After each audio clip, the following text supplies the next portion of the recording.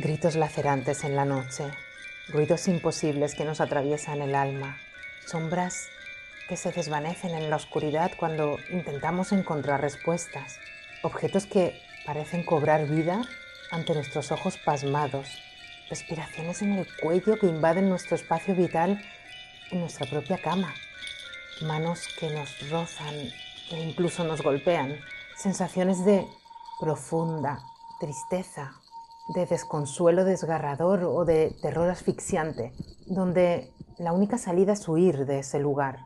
Pero, ¿y si no fuera posible? ¿Y si ese lugar fuente de nuestra angustia, de nuestro tormento? ¿Y si ese lugar fuera nuestra propia casa? ¿O nuestro lugar de trabajo? ¿Y si, al preguntar sobre ese espacio, intentando encontrar respuestas, ese espacio en el que pasamos tantísimas horas al día, ese lugar que ha engullido nuestra paz de manera insidiosa y se ha llevado los pocos ahorros que nos quedaban, ese lugar que ha sido nuestra última esperanza de volver a empezar?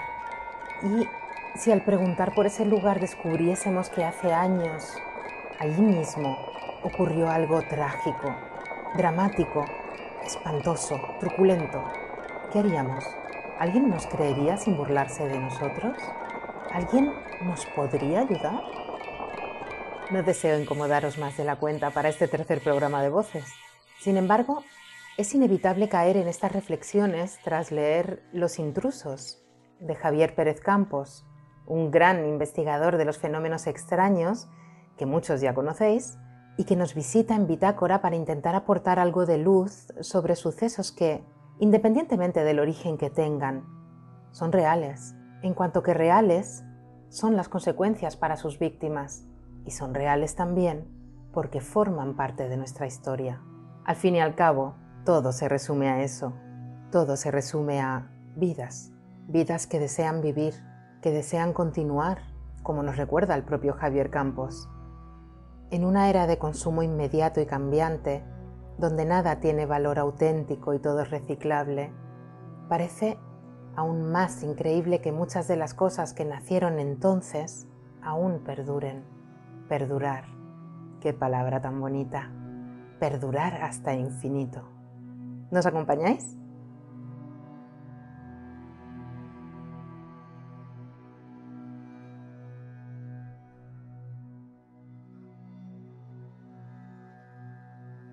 Te voy a decir una cosa, Javier. Me ha pasado algo curiosísimo con Los intrusos, que me ha recordado, no sé si lo recordarás, la revista Muy Interesante. Sacaron en un momento dado un CD con psicofonías que habían salido en Milenio 3 y lo compré, claro, bueno, a mí me han encantado siempre todos estos temas, os he seguido a todos durante muchos años y lo dejé 24 horas en cuarentena por si traía algo con él, algún tipo de energía. Hice lo mismo instintivamente con tu libro, me lo dejé en la mesa sin abrirlo 24 horas, fíjate hasta dónde te puedes sugestionar. Bueno, espero que no trajeran... Muchas gracias, un placer, Lorena. Espero que no te trajera nada negativo, que no viniera con regalo. No es mi intención. Al final es un libro efectivamente un poco oscuro, que da un poco de miedo, pero que en el fondo va en busca de un anhelo, ¿no? De un anhelo, de la luz y de la necesidad de perdurar, ¿no? Yo creo que eso es en el fondo el espíritu del libro, que aunque nos sumerge en la oscuridad, siempre es en busca de la luz. Ahora vamos a adentrarnos en él. Antes de entrar, vamos a ocuparnos del exterior. ¿Cómo puede ser que un libro que se llama Los intrusos tenga un tacto tan sensitivo y cuando le quitas la protección tienes a Carpenter dentro? Bueno, es que es una maravilla. Es una maravilla. Qué bonito, es justo lo que yo pensé, ¿eh? Pensé en Carpenter cuando vi que quitaras la cubierta y me encantaba, ¿no? El estilo que tiene, ese rojo. De hecho, mira, esto no lo he contado nunca, pero hubo varias pruebas de portada que me gustaban muchísimo, eran muy bonitas y era muy difícil encontrar la que nos parecía la definitiva, ¿no? Al final elegimos esta porque el estilo es muy similar a la de Los Guardianes y a la de Los Otros, que es, digamos, los otros dos libros con los que forma una especie de trilogía independiente, ¿no? Cada libro se puede leer cuando uno quiera, en el orden que quiera, pero forman parte del mismo espíritu, ¿no? Pero había una muy chula que parecía de película de Spielberg, ¿no? Con una puerta al final semiabierta y muy rojiza, y nos parecía un poco agresivo, ¿no? El color tan rojo, tan vivo y casi diabólico. Y nos echó un poco para Sí. atrás eso, pero ahí está en el título, en Los Intrusos. Y bueno, ese tacto es que me encanta. Se llama soft, que es un tacto, un tipo de cubierta como muy suave, muy aterciopelado, que transmite una sensación muy agradable, ¿no? Y sí, sí, me gusta mucho. No es la típica cubierta un poco fría, ¿no? Me gustaba por eso. En Los Intrusos abordas los intrusos en las casas, en castillos y palacios, los intrusos también en inmuebles públicos. En cuanto a las casas, hay algo precioso que dice Clara Tahoces en el prólogo que me encanta. Bueno, es precioso e inquietante, pero transmite la realidad que tú has querido, creo, transmitir, que se trata de vidas, más allá de casos que nos pueden interesar más o menos por ese misterio, ¿no? Y esa carga que tiene, pero hay una carga emocional. Y dice Clara, las casas se convierten en campos de minas psicológicos. Sí, además, fíjate, ocurre en algunas familias. De hecho, un poco el motor del libro surge precisamente en el confinamiento, del que se cumple ahora un año prácticamente, y donde muchos hogares cotidianos, donde evidentemente no pasaba nada fuera de lo normal, se convirtieron en campos de minas de mucha gente, porque de pronto pasamos a convertir los hogares en el único escenario posible de nuestras vidas durante meses. Nos veíamos encerrados entre cuatro paredes. Eso ha provocado un aumento del síndrome de las cabañas, ha provocado un aumento de personas que se quieren mudar de casa o que se han mudado, que han cambiado de hogar, porque han descubierto que no les gustaba ese sitio, porque era demasiado pequeño, porque ha cambiado su perspectiva, ¿no? Y dentro de ese momento tan particular de nuestra historia reciente que nos ha tocado vivir, pues yo me planteaba y me preguntaba y recordaba a tantas familias que yo había entrevistado y cuyos hogares eran precisamente un campo de minas, ¿no? Pero por razones diferentes. En este caso, por algo que además no podían ver, por algo que decían les rodeaba, les hacía sentir incómodos y en ocasiones les llegaba incluso a obligar a ir a dormir al coche o incluso a abandonar el hogar. Y esa es un poco la idea fundamental del libro, ¿no? Las casas nos hablan. A veces nos quieren contar su historia y depende de nosotros si estamos dispuestos o no a escuchar. ¿Influimos nosotros en los espacios o los espacios influyen en nosotros? Quiero decir, una vivencia traumática en un momento dado en un espacio puede marcarlo, pero nos marca a su vez. Sí, fíjate, yo es una de las pocas seguridades que he obtenido de esta investigación. Cuando me preguntan si son fantasmas, si lo que vive con nosotros, si no vemos, si creemos que nos acompaña, no lo sé, pero sí que estoy convencido de eso. Hay una especie de retroalimentación. Por un lado, nosotros damos vida, entre comillas, a los espacios que habitamos y por otro, los espacios también nos influyen a nosotros. Evidentemente, si uno está cómodo en la casa en la que vive, si está tranquilo, si esa casa le es apacible, uno va a afrontar el día a día con optimismo y con naturalidad.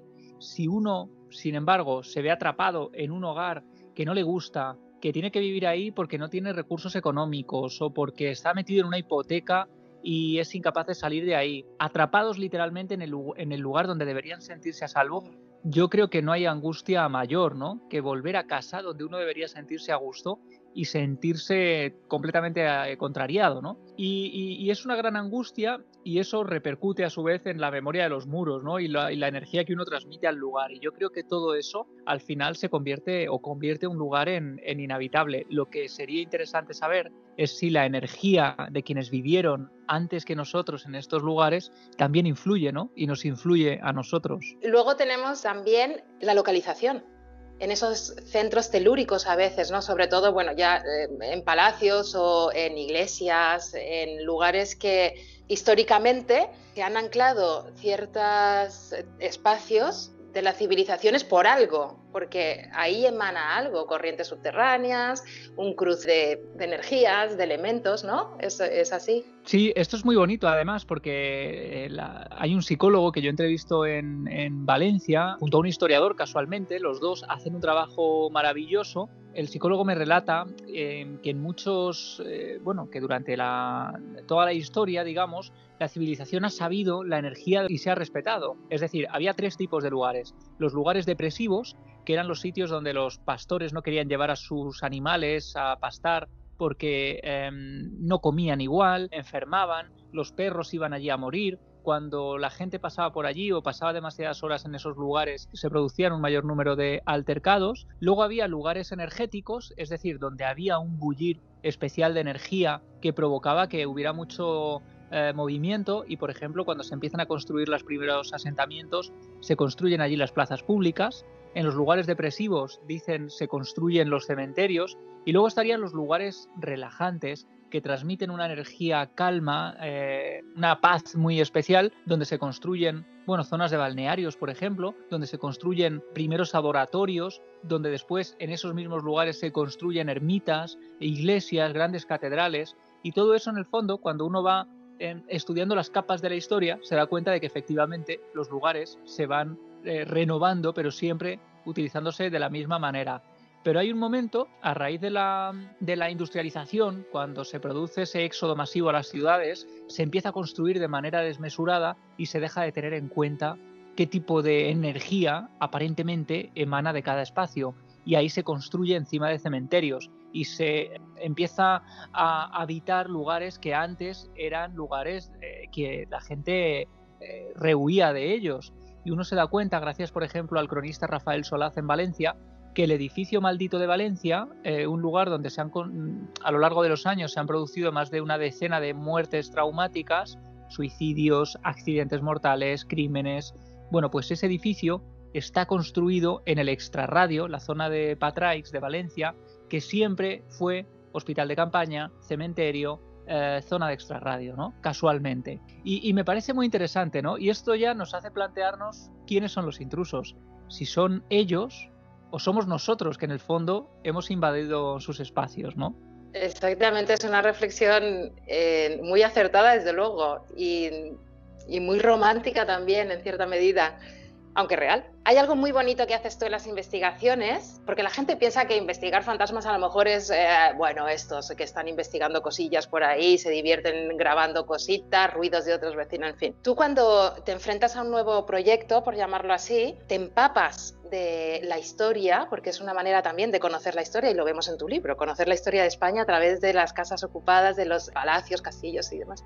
Y colaboras con infinidad de, como has estado comentando, de especialistas, tanto psicólogos como sociólogos, topógrafos. O sea, pienso que eres el incrédulo, ¿no? O sea, quieres llegar al fondo de la cuestión sin quedarte en la superficie. Bien, sí, aquí hay visiones, hay sonidos, hay cosas raras, pero a ver, yo tengo que verlo. Tengo que verlo y tengo que estudiarlo y tengo que comprobarlo. Y es algo precioso que transmites muy bien en Los Intrusos.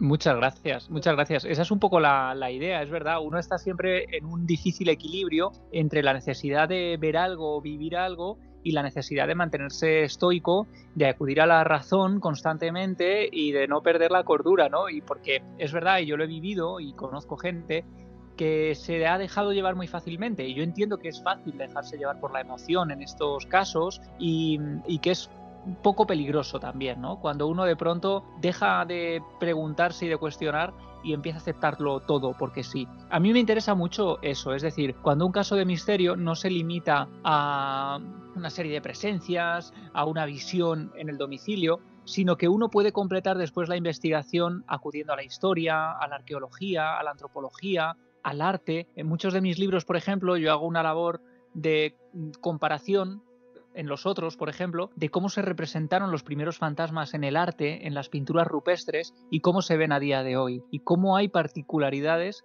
que a pesar del tiempo, a pesar de las diferentes culturas, siempre se han mantenido iguales, ¿no? Y aquí hago también a veces una cosa muy similar, porque me interesa mucho eso, ¿no? El comparar los casos tanto con la antigüedad como con la actualidad. Y sí, me interesa mucho. De hecho, en el libro hay muchos casos que crecen después, que no se quedan solo en voy a investigar, entrevisto a la familia, paso una noche a solas en el sitio y ya está.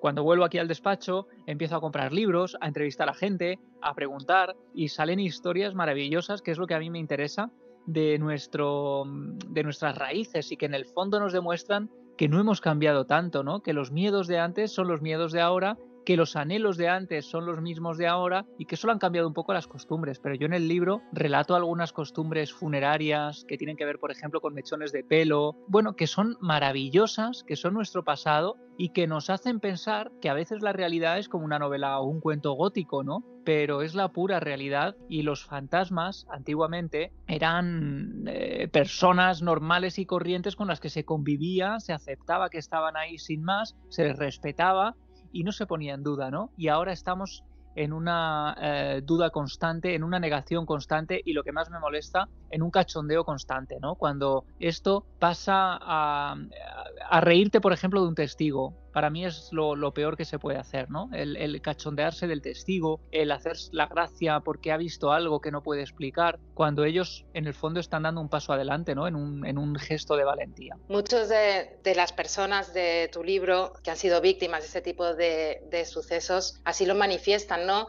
Que no quieren hablar, pero bueno, dan el paso porque tú también das ese respeto y esa confianza para ellos. Sí, además ellos se sienten muy aliviados, ¿eh? Cuando les escuchas, encima ellos se sienten agradecidos cuando eres tú el que les agradece su confianza, ¿no? Totalmente, porque además en nuestra sociedad, pues es lo que decimos, o se lo toman con sorna o te tachan de loco o de, bueno, así que es importante también, es una labor humana, de acercamiento humano y de escucha del otro. Y lo que tú dices, a veces no entendemos las cosas, pero no tenemos por qué ridiculizarlas. Tenemos que ir más allá y es a través del estudio. No sé cómo definirte, ¿cómo puedes meterte en un palacio, en un castillo, donde han ocurrido infinidad de fenómenos paranormales que no tienen explicación, a oscuras, quedarte ahí con una linterna que no funciona en un momento dado a pesar de las baterías y demás? No lo puedo entender. ¿Qué te impulsa a ello? Yo sería incapaz. Bueno, en ese caso en concreto es que fuera hacía mucho frío y no tenía más opción que meterme ahí dentro. Un palacio en Ávila, recuerdo, frío total, cortante. Íbamos a hacer una conexión para Universo Iker, el podcast que hacía Iker Jiménez en ese momento. Y él me decía, oye, espera, te llamo en 5 minutos. Estaba ahí arreglando y como tiene manos de palo, lo desconfiguró todo y fue peor la espera que la experiencia luego dentro del castillo, ¿no? Porque yo estaba ahí fuera, helado de frío. Y no, pero fue una experiencia bonita porque, mira, yo me siento muy privilegiado porque a veces en esos momentos evidentemente uno lo pasa mal, ¿no? Y uno, si se deja llevar por la sugestión, por el miedo, efectivamente en este caso además que estaba todo a oscuras porque habían bajado los plomos porque estaba cerrado el sitio, lo habían cerrado para mí, y de pronto las baterías de mi linterna empiezan a desaparecer, a desvanecerse, y empiezo a quedarme sin luz en un palacio donde, bueno, todo es un auténtico laberinto, son varias plantas, 3 plantas. La tercera planta, bueno, la primera planta y la segunda, estilo herreriano, el típico palacio muy frío, una escalinata enorme, pero la tercera planta es la que a mí más me impresionó, porque cuando llegabas por la escalera entrabas en lo que fue antiguamente un orfanato y había un cuarto de baño inmenso que parecía sacado del Espinazo del Diablo, esta película de Guillermo del Toro. Uno pensaba que iba a haber por ahí el espíritu del niño, ¿no? Con el disparo en la cabeza. Bueno, la verdad es que impresionaba muchísimo. Pero luego uno se siente muy privilegiado porque cuando va a tener la posibilidad de vivir a solas durante unas horas en un palacio como ese, en un palacio antiquísimo, o en un castillo como el de Niebla, en Huelva. No sé, hay lugares, el refugio militar de Cerler, que siempre ha sido un poco vedado. Me impresionó muchísimo. Creo que es el que más emocionalmente, fíjate que hay casos duros, el que más me ha impresionado. No sabría explicarte por qué. No sé si la localización, el tema de cómo tuvieron a los cadáveres en el secadero, encima. Es que es todo como truculento, es terrible. Es muy truculento, como tú dices. Es un caso muy, muy especial, muy particular. Además, el hecho de que el ejército, que siempre ha sido como muy cerrado, ¿no? Muy protector un poco de su imagen, y evidentemente que nos abra las puertas de un lugar, bueno, como el refugio militar de Cerler, un cuartel de alta montaña. Para quien no conozca la historia, muy resumidamente, en el año 91, durante unas maniobras en alta montaña, en la Tuca Blanca de Paderna, un grupo de soldados muere debido a un alud que les sepulta, y durante varios días los equipos de rescate, de emergencias de la zona, empiezan a buscar los cuerpos, ¿no? Y tardan varios días en aparecer bajo el manto de nieve. Y según van apareciendo, los van llevando al refugio militar donde ellos estaban hospedados antes del accidente. Allí tenían sus pertenencias, sus taquillas, sus objetos, y allí llevan los cadáveres a la última planta, en una zona que llaman el secadero, porque allí tendían la ropa, y se sigue tendiendo la ropa, ropa de montaña. Bueno, pues al año siguiente de todo esto, de este drama, salta la voz de alarma a través de varios periódicos, como el Diario del Alto Aragón, que los soldados que están haciendo allí maniobras o que viven allí hablan de fenómenos paranormales, hablan de que las taquillas que habían ocupado sus compañeros fallecidos un año atrás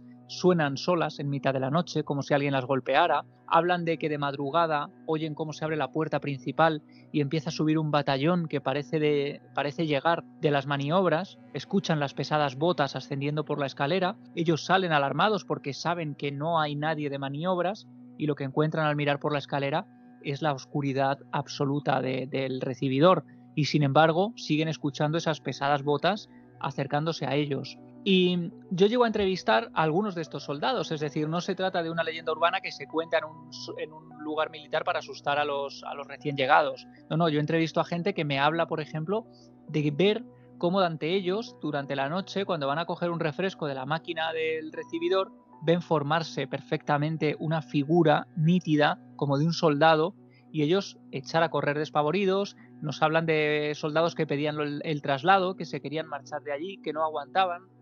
Y bueno, pues allí estuvimos, ¿no? Pasamos allí varias noches de investigación, dormimos una de ellas y la verdad es que fue muy intenso, ¿no? Porque evidentemente no se trata de un caso normal y corriente, de un caso común. Era un caso que nos llevó varias semanas de trabajo, visitamos el lugar del accidente en la montaña, hablamos con los equipos de rescate y luego ir a dormir allí con toda esta información evidentemente te lleva en un estado de sugestión, ¿no?